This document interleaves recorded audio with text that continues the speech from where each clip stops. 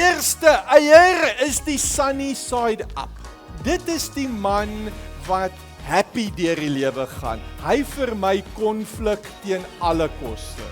Maar die sunny side up man is die man wat net die blinkkant bo wil hou. Hy wil net lig praat. As daar nie 'n lekker atmosfeer is nie, gaan hy hom nie opkry nie. Dan kry ons die scramble eiers. Hy is die sinkie ADHD man.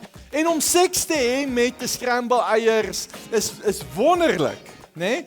Want hy speel met jou en hy's oral. Hy is soos hier by jou boob en dan is hy hier by jou nek en dan is hy hier by jou oor en dan is hy hier by jou hof.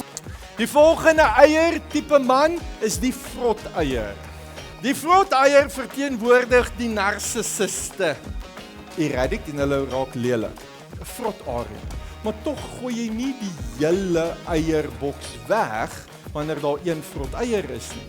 Die omelet man is die man wat 'n teddybeer hartjie het, nee. Hy gee om en wil sorg vir almal en rondom hom.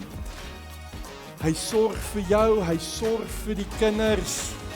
En jy dink dis wonderlik en is mooi totdat hy begin sorg vir die buurvrou. En dan die volgende eier is die hardgebakte eier. Dit is die alfa man. Die man, die typiese Afrikaner boerseun. Ek kry nie net al mense, ek kry halleluja's. Hy is jags en de moeren. Hoe maak jy 'n hardgebakte eier? Jy los hom. Want op hierdie stadium kan hy nie, hy gaan either jags wees of wees.